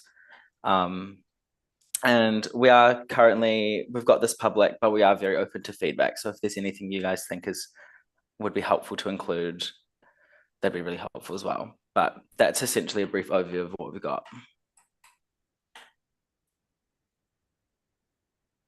Thanks, Ali. That's great. I presume now, Liz, I mean, will we open it up for discussion? And I'm happy to cover any or all of the details we've kind of run through. Yeah, I'm happy to do that. I would like to open the discussion. The location, so you were really, I guess, first is a question around, is it just foot traffic you're monitoring? Yep. So they call them multimodal cameras. So for example, foot traffic is of primary interest, but also it'll pick up any bicycles, electric scooters if they're in the area. But they're the main things they'll be picking up. So they're pointed at the footpath. So basically anything within the field of vision, it should be able to pick up. But again, it'll just say, a bike count or a people count. There's no information about, age, gender, or any specifics. But we can tell the difference between an electric scooter and a cycle, which is quite useful. It has been quite useful in the CBD, just given some of the issues we're having with different types of transport using the same space, if that makes sense. Okay, so this is really a capacity management tool, this is what we're saying? It kind of, I suppose, as Ali says, it can be really useful to see a cruise ship or a specific event or a time of the year or a public holiday, how people are using the space. And again, sometimes it can be used in terms of kind of, helping inform infrastructure, investments, or it could be some simple things as much as traffic management or, traffic safety. You might get insights about certain areas where you've had maybe accidents or near misses, and the data can be useful. So it's quite useful in a range of different scenarios. Also, I mean, and businesses often request this too, when they're thinking of investing in certain parts of the, the city and Banks Peninsula. Maybe that information might be useful too. Okay. Anything to add there, Ali? Did I miss anything? No, I think you captured, all of that pretty. Okay, so one last thing from me. I believe then if that's really about foot traffic and scooters and etc., not vehicles, you need to move the one from 78 Ward Street and face it down more towards the butcher shop, because a lot of people come in there and just go there and stop at the car park, go to the butcher, go to the supermarket. A lot of foot traffic is around there, down to the common, down to that block through there. That's a very congested spot. And then once it gets to there, it's mostly the foot traffic is diminished, and it's then going mostly car traffic going around the other end of town. So I'd suggest that could be looked at, and then may have a pole already existing there that you could put it up against. I don't know.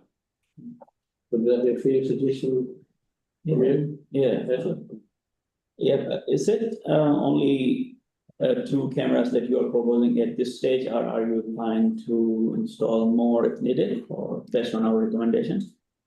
Well, at this stage, I suppose we want to trial it and to kind of, I suppose, to see, is the data useful for you and the community board and the community? And I suppose we can test public appetite for these sorts of things too. But hopefully, if there's demand, it's something we could expand the numbers of if that was something, I suppose, ultimately the community wanted. But we think this was an easy way to trial them. And as I said, they're very easy to install. And conversely, if there was any problems with them, we could uninstall them or conversely move them too. So we're trialing at this stage. If it's a success, we'd work with you to see if it should be expanded.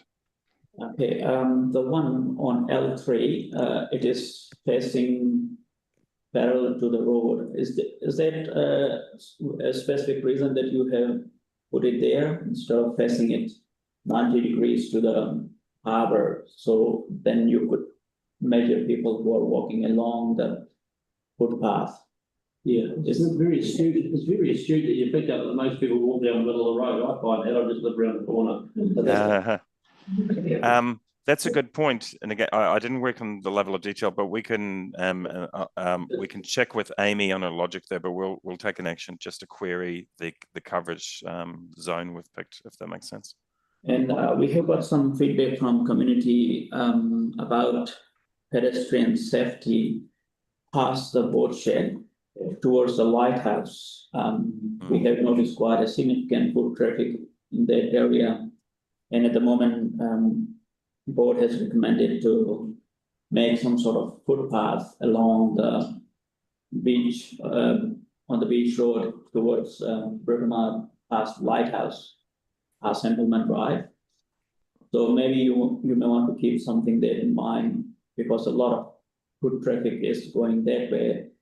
Because of the development of Takapuniki and Britomart Monument. So that would be a significant data that council may want, might be interested in that. Great. We'll take the action to look at around that butcher shops area as an alternative potential location for the Rue Laveau unit. We'll look at the coverage angle for the Beach Road unit just to make sure that we're not inadvertently picking the wrong angle. And then we'll do a bit of homework too in terms of that area near the lighthouse. So it's specifically, where's the most critical kind of spot on that? I know I've walked there quite a few times. Yeah. Just before lighthouse, because people often go to the lighthouse to take photos. So it's quite a popular tourist destination in Accra. Too. Yeah, and because they wander all over the road, on Beach Road from Bruce Terrace round, to put it near the lighthouse where they're more likely to be on that side of the road where the footpath is, would be more useful than, because otherwise you'd have to put it across the road because they meander everywhere. That's one of the safety issues the board's trying to sort out. So there, just for the lighthouse, there is a foam footpath, so people automatically go onto that. Great. Okay. We'll in the first part we'll check it on Google View and we can do site visit as well. That'd be great. Yeah. Thanks, Mike. Just a question. I've got a couple of questions. Yeah. Okay. So I certainly support the Rule of O one moving down towards the butchers. There's a lot of work going around the BP meat site, so it might be quite helpful to have some data that's close to that site, closer to that site. Are they ever stolen? Does someone ever climb up the pole and steal the battery and the panels and the tech? Well, so far so good, but I mean, we have got, for example, we've got real-time water quality monitoring sensors that we're trialing on the Takaro Avon catchment, and some individuals stole the comms box, which is quite similar to the one we're using here. So we have had instances. One thing I would say is that particular unit was at human level, whereas this unit is a bit taller, but it's not, I mean, that's not a massive height, 4 meters. So I suppose part of the trial we'll have to review that, fingers crossed. Hopefully maybe Littleton and Akaroa people are a bit more civilized than the people with the water quality sensors. But yeah, time will tell. Yeah. This is up on YouTube, guys. And one other comment to make. So it's useful to choose a good place and then to leave it there over time so you can compare data from year to year to year. That's what you're saying as well? Yes. So, I mean, we're hoping to have a couple of these spares so we can use them for temporary projects like the Linwood Village one I mentioned, if you did want to do a before and after kind of study. But yeah, generally the longer term trends, and Ali would know more about this than me, are the more insightful, as you can see kind of, how things like cruise ships or changes in tourism or, just the way that people interact with those places changes. So. Oh, thank you. Okay, we have a question from Alana from Littleton. Kia ora korua. Thank you for being here Kia ora. today. I don't know about Littleton being more civilized or not, but we do like a challenge. So just in that vein, I suppose, over what period of time will these sensors be in place? And the second question, is the public notified about what these sensors are for? And I don't have the level of detail in terms of when we're going to do it. We'd be expecting over the next 2-3 months. But I mean, if there was a good reason to delay, that's always an option. But at this stage, that's kind of the time frame we're working to. In terms of notification for other projects, I don't have the specific detail, but for other projects we've done like mailbox drops to say, hey, we're putting in these environmental sensors. This is what they do. You can learn more here. Let us know if you have any feedback. So I presume we'll be doing something similar with this. So I mean, I can confirm that obviously, but that's what we generally do for other projects, especially visible ones, because people, for instance, when we put fire detection sensors in Bottle Lake, one woman said, why are you putting 5G towers and, in the forest? So it said no, and we put specific signs that people could click on and learn more. So we'll have a think on the best way to, because people instantly are curious, and even with our streetlights, when they were upgraded with those little radio modules, a lot of people wondered what they were about. So we'll definitely have a plan to kind of share info, but I'll defer to our comms team on the best way to do that. Okay, thank you.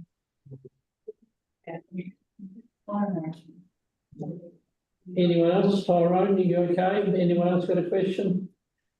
I'm fine, thank you, Nigel. Okay, thank you. All right, I'll just say in conclusion that I'm really with you, Luana, on the comms, because we don't want any Big Brother concerns.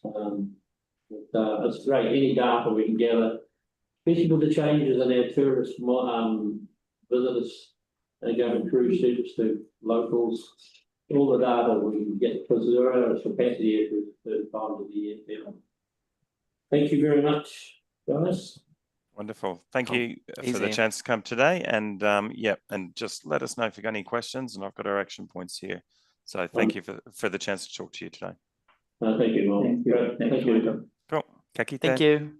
Right, moving along, so citing a stormwater treatment filter on green space. Picked Paul by various means. No, Paul. He hasn't answered me. We don't know if he's coming online or he's coming in person. I have text message So what's the time? Right. Yeah. And it says he's been away from his phone for about an hour, so it Could be on phone. If you try. Yeah. So I'll try texting him. Something we can bring forward, it's about, should we pause for 5, 10 minutes? Yes, he's coming. He's coming to arrive. He was coming. Yes, he's coming in person. So it might not be too far away. We can't be far Now away. the time now. 8 minutes to 12. Yeah, and he was due to be on 12:05. All right, we'll, we'll back. Yeah. Okay, just, okay, we have an 8-minute break, guys. Good.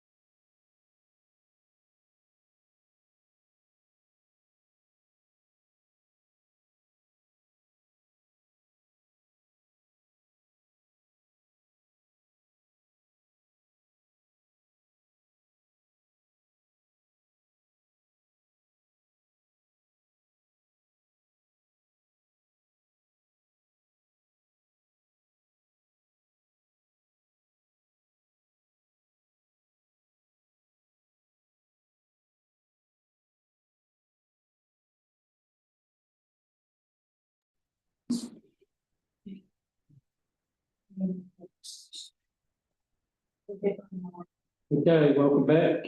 Those who had the patience today. Good to see you here. I'd like to call on Paul Dixon now to about citing a stormwater treatment built up on green space. Where my list is standing. Please yourself, so it comes over here, people go, because then you can see what's on the screen. Yeah. You need to look up. Yeah. The sound's pretty horrendous for some reason. I'm not quite sure why. Probably me, my croaky old voice. Is it a bit loud at your end or something? Or is it underwater or what? Underwater. Oh. Liz, you gave me some advice that I didn't hear. Pardon? You gave me some advice, I think you gave me some advice that I didn't hear. Oh, maybe not. Oh, we're going to put the pictures, your attachments out. Oh, okay. I'm just throwing them on the agenda. Yeah. Sorry, Tyrone, I don't know that there's anything we can do, but thank you for letting us know. Has it been like that the whole meeting? Can I just check? No, it was fine before. Ah, okay. Right. Really ready. I'm afraid I'm guessing if I'm talking to you people, I'm not talking to the camera, but I guess that's bad luck. I haven't got a great deal to say that's not in my report, but I can summarise. This is in relation to the stormwater management plan for settlements of Pātaka or Rākaihautū, Peninsula. You don't mind, I'll abbreviate that to Peninsula. In developing the plan, staff have three options. One is a maximise the amount of environmental enhancement option. There's a maximise the amount of stormwater treatment option, and there's a middle option. In every option, we are going to have to do some stormwater treatment because that's a condition of the council's discharge consent. And we've been looking at ways to do stormwater treatment, and we find we're not able to do it the way we do it in Christchurch, which is using treatment basins and wetlands. So the most effective form of treatment is that is available to us in Bankston settlements is an in-ground biofilter. The problem with the drawback of an in-ground biofilter is it has a footprint too large to go on. Well, it's too large to go on roads, so we would have to look for space. We'd have to either have to buy space or find space, find somewhere within green space. And it doesn't seem like we'd be pretty lucky to buy space, be able to buy land in the right place because, houses. So I'm not asking the board to allow a biofilter installation on any particular place, but we need to know if we did come to the board and if everything else was okay, understanding that the board has the final say, would they countenance placement of a in-ground biofilter on a park or a reserve? We just need to know if it's a possibility. So just clarifying for the audience listening, just could you quickly explain what it does? This obviously lessens the amount we discharge in the harbour in the event of the storms. Is that my understanding? The purpose of a filter is to remove a proportion of the sediment and zinc and copper, perhaps other contaminants in stormwater, and prevent them from going into either the stream or the harbour. Unfortunately, a filter is not 100% effective, and actually no form of treatment is 100% effective, but a biofilter is more effective than most. Thank you. So you were looking at 3 possible sites. I think you might have been looking at more, but have I given you, perhaps I've given you 3 figures. Yes, there is one other possibly second school in Peninsula on a small reserve field. Where is that? Percy Street in up the hill. Yeah. Okay. Should we get to this picture and see the board and bring comment about each? Yep. Site. So there are multiple sites, are there? Because those are all different drains going to the sea, yeah? There are 4 sites because potentially we could treat 4 different parts of town. The first 3 sites would enable parts of the commercial area to be treated, and they're good places to think about treating because they typically have more traffic, so more copper and zinc from road runoff. They quite often have unpainted roofs, fully painted roofs. Although most of the Pākarao's roofs are pretty well painted, but still. And our interest in Percy Street is because where cars come down a hill road, they're using their brakes a lot, they generate more copper. And we're picking up an excess of copper in Aylmer Street, which Percy Street discharges into. Okay, that's interesting. So this particular site here would interest us because every rainwater event, stormwater event, that goes underwater, which says right side you've got, which is down for possible removal. So wouldn't that affect us underwater? That's information I didn't have. Yeah, that would make us a lot less interested in that site. Okay. Actually, it's probably not our favourite site anyway, just because it's on quite low lying land, and within the lifetime of a filtera unit, it might be affected by sea level rise. So. Yeah, sure. But nonetheless, it would allow us to treat, the commercial area that sits in here. And it was floods up to the pool, it's not. Well, it's actually low, right through and coming around the corner. Was the low point. Yeah. It's a dip. And it actually can be quite easily affected by probably building up. Well, it's not huge. But yeah, it does go up as well. Okay. So do you want to talk to the other sites? The reason for selecting the site is because that's a place where water would collect from the from the commercial area just to the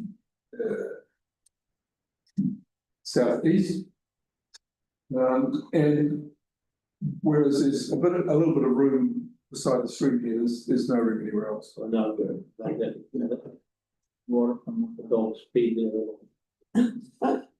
Okay, and next.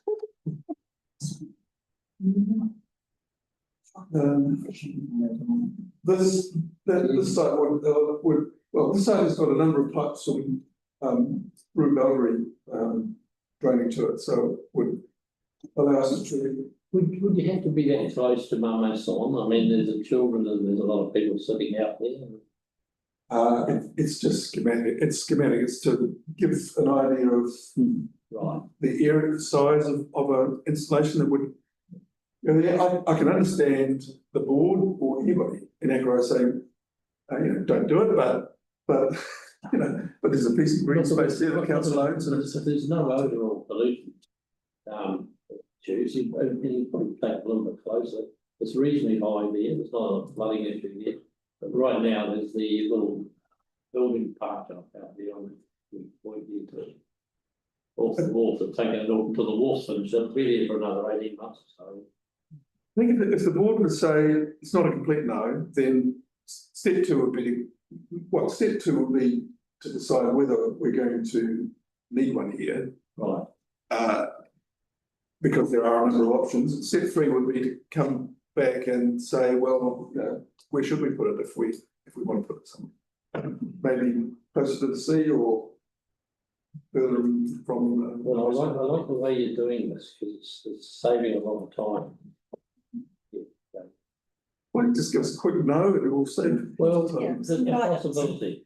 Guidance, yes. Yeah, that's a possibility. The one there on the screen is the property yes, so I can't see too much of an issue there. Yeah, But there's a flooding issue down there. What are your thoughts? this one too, you know, sure, they won't mind if it is a bit, couple of meters further or in between those two trees. So it is basically the water goes into the harbour now anyway as is. Sure. So it's just going through a filter and into the harbour. That is, I'm sure people would understand, and that is the critical space. You want to put a plant there. That is the only option. The other one, like where the boat shed is, slip area. So That's a possibility, but yeah. I suppose, yes, I made an assumption that it might be rather busy and well used, but maybe, you know, maybe The children's playground like there too. Yeah, that area is, yeah, it's, I mean, if it could go over the road beside the, you could probably move the customs house. yeah. I guess we might be asking that question, but I'm guessing it would be a question we'd ask about facilities team, so Yes. I just think it's probably not quite so sensitive, but Yeah. I'll, yeah, good question for me to ask, sure.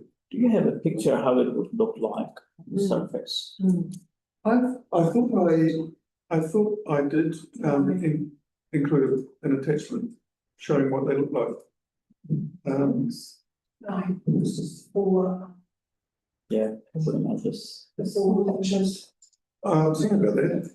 Yeah. Do either of those links go to? So do they sit above the ground somewhat? They sit about, so it's a V shape, let's say it's a rectangle of bark and peat that would sit about this far below ground level, so there's some storage available to store in excess water.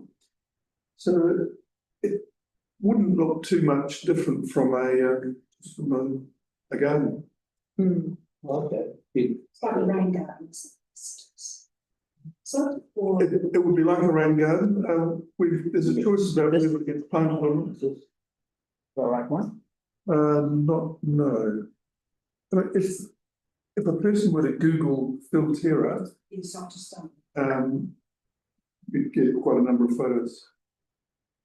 I'm sorry, I thought I didn't include a picture. Yeah, and I didn't see any filter on the waterfront side between Drummond and Gettysburg. There is quite a lot of traffic in that area and commercial. The possibilities we've got down there are to install smaller Filterra units in manholes beside the road. Okay, so it would work exactly what it does, and it would take the same amount of volume. Because it would be small, it would treat a small area, so you might have half a dozen along there to treat the whole road. Well, we're just trying to find an image that might do it. Is it like that one or? That will be a Filterra unit, yeah. Yes. It's different. I guess there's any number of ways it could be laid out. Would there be possibly feedback from the property owners adjacent? They never got quite nice down like beside the stream down there by behind the pharmacy, but the old pharmacy. But people could still walk around and stuff. How would that sit with Mum's song? I think it's a boundary consideration possible.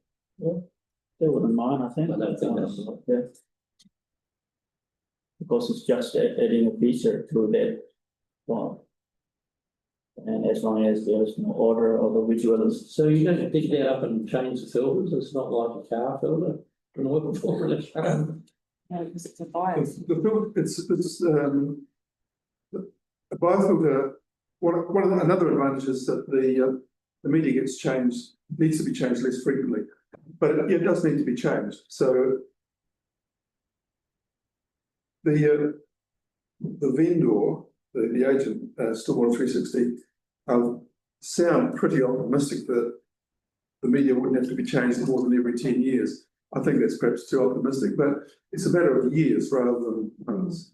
So, but then that does involve removing at least, removing the media and replacing about that much material. They have the grills on, don't they, Paul? The circular grills? This one wouldn't. Okay, so I'm just trying to find that, John. Yeah. Well, I think it's a good initiative. I think anything that's been the harbour, positive, and I think they can sell more for it. People worry about the state of the harbour. And it's very unique harbour because it can reach the five versus four. Yeah, it's good. Thank you. Thanks, Paul. Yes. Any other questions? Sorry. Oh, I've got questions. Yep. I have to go, right? You can hear it now. I thought it was not. Sorry. Okay. Question for me. You got the floor. Does it? I mean, in terms of the effectiveness of it, it's probably been said, but like, does it matter where it goes? Like, is one location better than another in effectiveness? I heard something about Aylmer's Stream earlier that made me think, maybe one spot's better than the other. It's better to install treatment where there are more contaminants. So what generates contaminants are busy roads and roofs that aren't particularly well painted. So in thinking about those two things, the commercial centre of Akaroa seemed to be a good pick. But the beach road is probably also a reasonable pick, as is, I think is it Rulavo, the way in.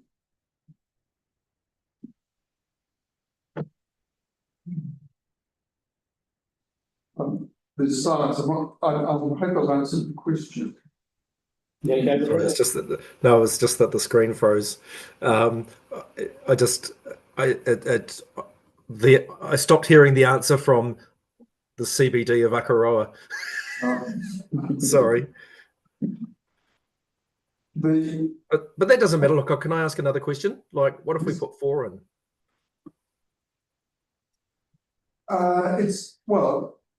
It's a possibility. There are some options out for public consultation. We've consulted Renault on the same options. We'll take cognizance of the replies we get. Yeah. ECAN might weigh in with an opinion. Installing those 4 is a possibility. There are 4 among 22-ish sites that we're considering. So the question of what if we install 4? That'd be, that'd help water quality in and around Akaroa. Yeah. And if we were serious about keeping the harbour clean, like, Yeah. But obviously there's an element of, I don't even know what they'd look like, whether they'd be an eyesore or anything, or have any real impact. I mean, they seem pretty small to me. I don't think they'd be an eyesore. The impact would be pretty limited because the impact would be according to the percentage of Akaroa that would be treated, and it would be a pretty small percentage. Might be 5%. Right. Okay, cool. Well, that's cool. Thank you. Akaroa is always going to be affected by sediment from rural areas, and whatever is done in the town's not going to change that significantly. Streams will be affected by metals from urban areas until we either stop using metals in our buildings and cars, or we treat all the stormwater. It's early days for stormwater treatment.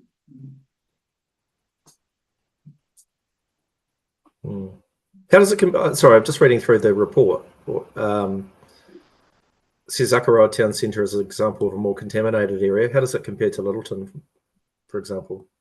It compares pretty well to Littleton. No, it's much less contaminated than Littleton.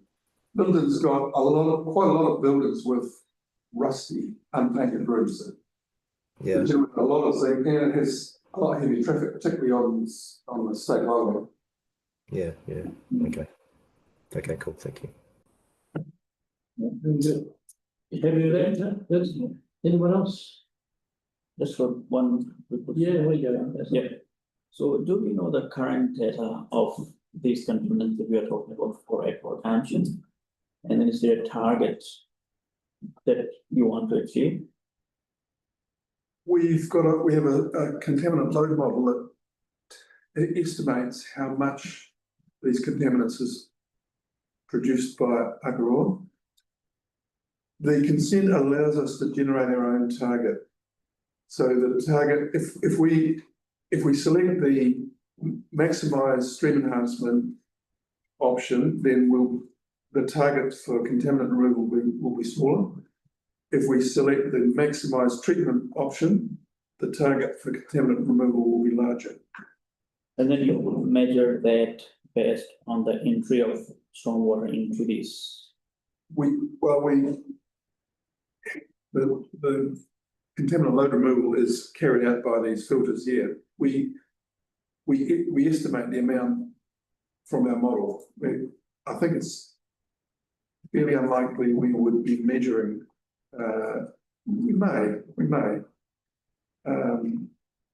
We may take measurements before and after treatment once or twice to validate the model, but we won't be doing that every storm every year. So our knowledge about how effective these things are is mostly going to come from modelling. Okay. So it's just estimations generated by that model. Very good. Yeah, thank you. I've got a couple of question things. I guess I've heard two things come up in this conversation that I didn't realise was such a big issue, but obviously are. One is the state of roofs and roof painting in the town, and I can assure you that there is a lot of bad roofs, rusty roofs, badly painted roofs in town. Maybe we should be advertising that for people to be, if they want to be environmentally smart, that they could help in that area by getting their roofs painted. Will do a lot. And obviously stream enhancement, should we be pushing more then for stream enhancement as well with the community? Your thoughts? I know we're not really slightly, but the conversation. I don't know. There are, well, I think it'd be a good thing to encourage the community to think about stream enhancement. You'll be aware that there's a stream care group in Takmatua that's doing that. They're doing a great job. Yeah. Yes, they're doing a great job.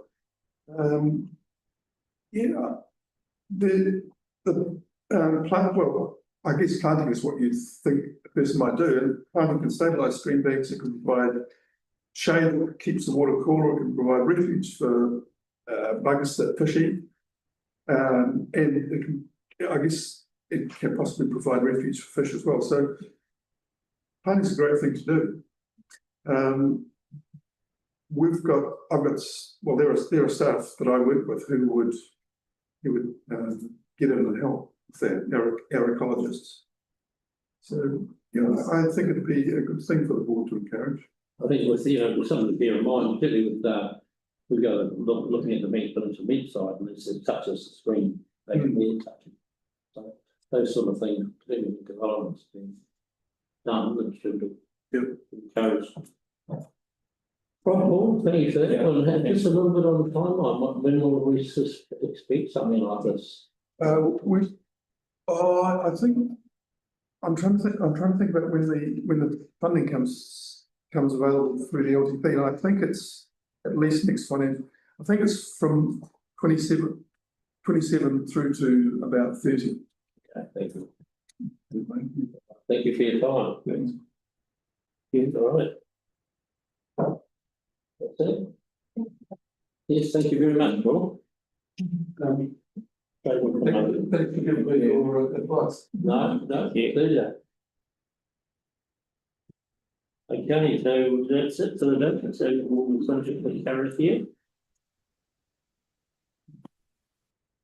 Uni here, Te Uru, Tapadui, Te Waika, Kia Mama, Te Nakau, Te Tina, Te Warren, Te R, Te Ta, Tua Ron, Te Piri, Te Kairana, Te Te, Tina, Turia, Kāpia. Thank you. Okay, if we, just